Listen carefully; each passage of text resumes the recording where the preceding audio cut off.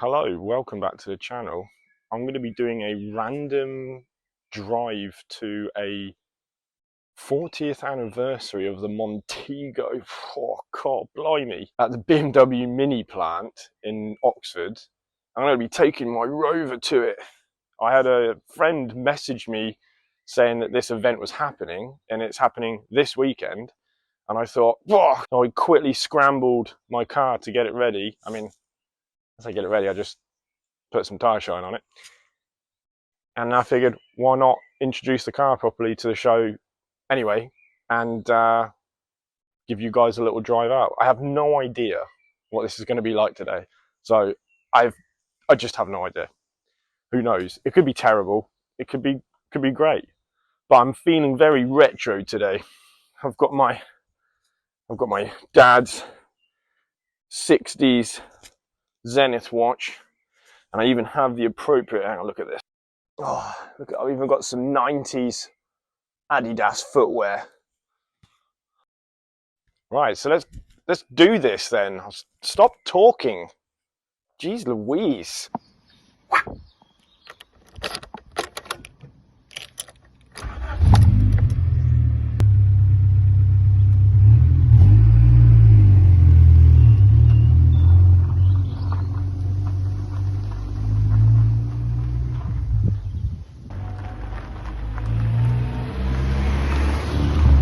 Welcome to the Rover. Oh, my lovely 1991 Rover 216 GTI on this amazing day. The weather is unbelievable today. I had to pop the old rear windows open, it's hot, you know what I mean? And I'm passing a lot of British cars today, and I'm getting slightly confused because there's something going on, but it's going on in the direction that I'm driving away from. So for me, this is what this car is about. It's literally, I love that I own this car. I love it. Not only have I always liked this generation of Rovers, but now I own this car. You can do so many cool little events like I'm doing today. I don't know if it's going to be any good, but well, we're going to find out. That's the whole point. I don't know, it's just, I've done a lot of, like, obviously a lot of track driving, done the bike stuff, I've done all that sort of like modern car show stuff, but for me now, the classic car stuff is where it's at. Just so much more interesting. Maybe it's just because I'm getting old, maybe that's what it is. I've actually got a biker behind me. Talking of bikes, let's unleash the power. Yes, let's go. Well, I was about to say, actually, on this car, it goes well. Not that you really saw what just happened then, but I did unleash the Rover's D16 Honda engine, all of its 125 horsepower, and it does do a go, to be fair. It really does. I absolutely love actually driving this car. I know I said that a minute ago, but the actual driving experience physically of the car is the position of how you sit is so nice, and the seats, I mean, I'm not the smallest guy, but like literally these hug you savagely. The bolsters on this thing, crazy.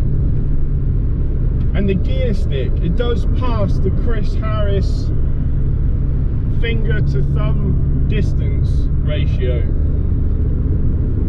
quite nicely. In fact, you're not reaching at all, and it's weird because this is a Rover, but yet driving it, if you want to,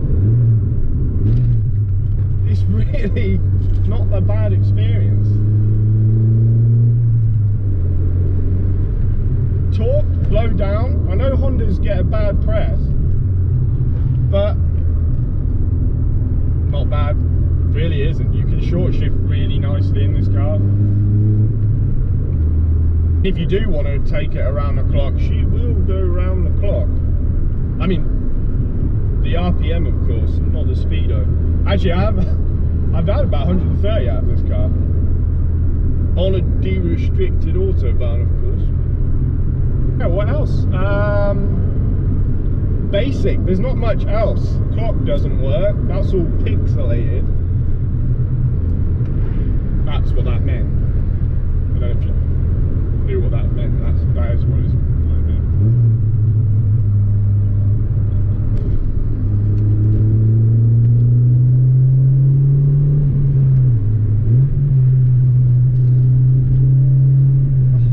The heel and toe in this car. Heel and toe for days. It's bang.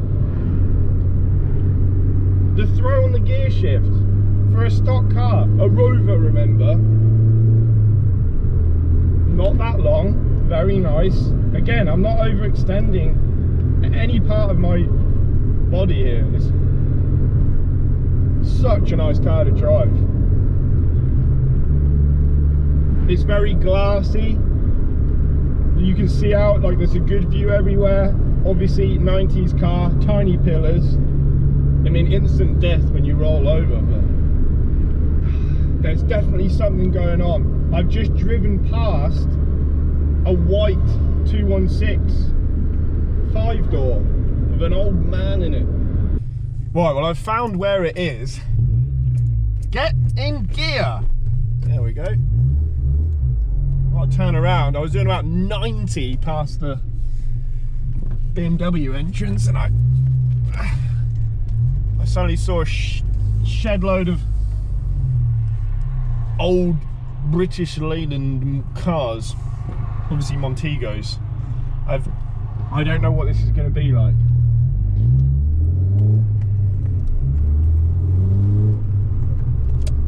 Here we go.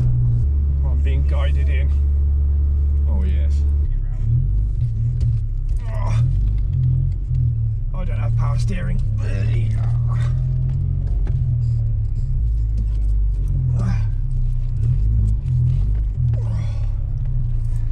Everyone said get the non-power steering model.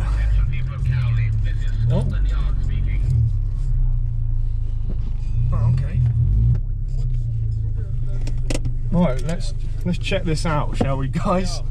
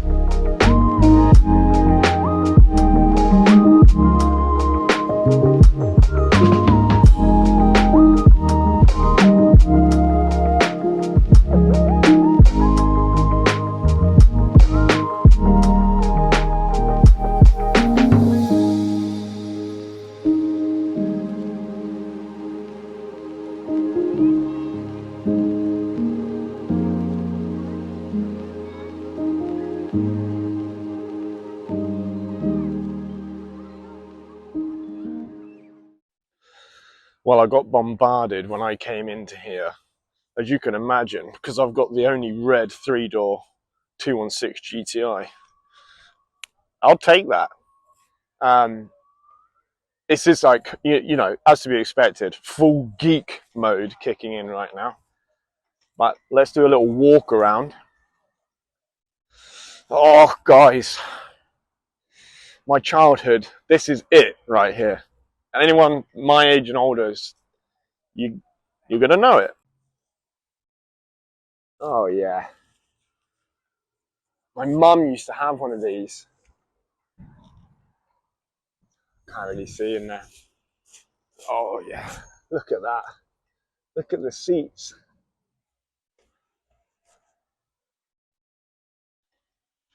Oh, that is lovely, lovely. Oh, God, catalyst.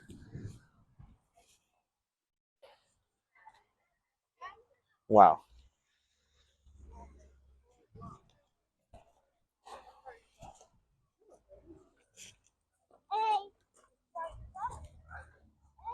She's a manual as well.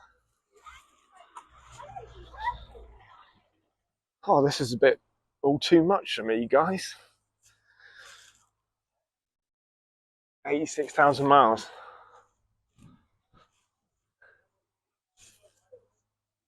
Oh my god. Okay, I'm claiming it so far. This might be my favourite. I'm just going to put it out there. I don't mind a 6 series, 600 series. They're not my favourite. And the 600 was, supposed to be quite a big car. But next to this, wow. This is dwarfing it. Ah, 2 litre D. Montego Estate. That is rather lovely, lovely. There's another one next to it. I think might be using it as a daily. I'm not sure.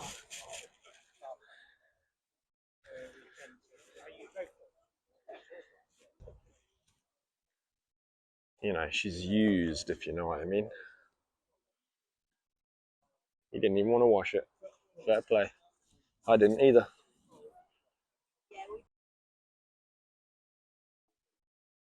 Cool, blimey.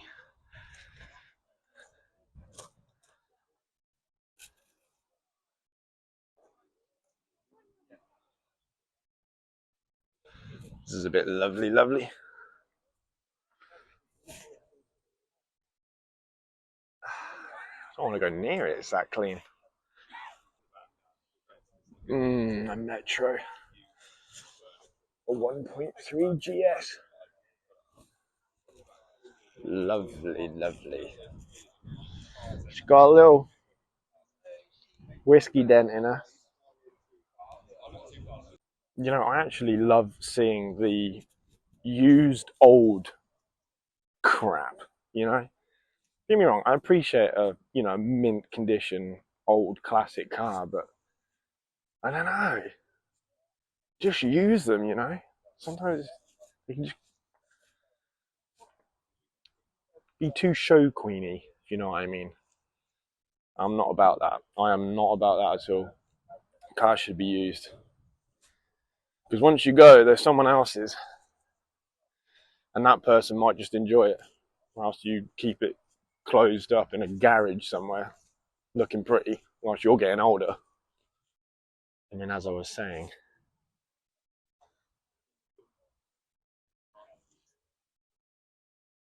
you ain't worried about a little bit of dirt.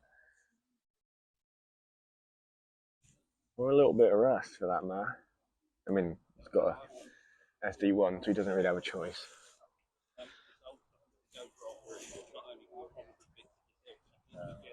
Mm-hmm. Oh, this guy's just using it as a leaning piece. Nice. Okay, so this is actually quite interesting. This is one of the minis from the Italian job. It has 2 steering wheels in it, which enabled the actors to obviously be driving the car whilst the stuntmen actually drove it. So I don't know if you really see in there. I'm not going to have a few too many beers and get in there. She'd be very confused. Pretty cool that this is an actual survivor from the set. This is another interesting mini. The design of this is to effectively replicate the gold heist from the first Italian job. And this was made and designed to commemorate the 40th anniversary of the Mini Cooper. I'm assuming this generation, obviously. This guy went way too fast into the wall there. Well, that was pretty interesting, actually. The museum in there was pretty cool. I liked reading up about some of the cars in there, especially the Mini from the newer Italian job with the 2 steering wheels. That was pretty cool. So the car that I called at the beginning was the 820 Turbo. This one just there, and I'm sticking with it. That is my favourite car by far. That is an absolute beast. Well, it's actually 3 weeks later from making this video. Turns out apparently my phone deleted my outro, but that's kind of worked out a little bit. Quite a few things have changed. I've now been dailying this for the last 3 weeks because the Vectra, as you can see, it's not looking good. And also, upcoming video, so stay tuned. The Amiga, I've got plans for it. That'll be in the next video. So, well, anyway, I hope you enjoyed the video, and more videos coming along soon.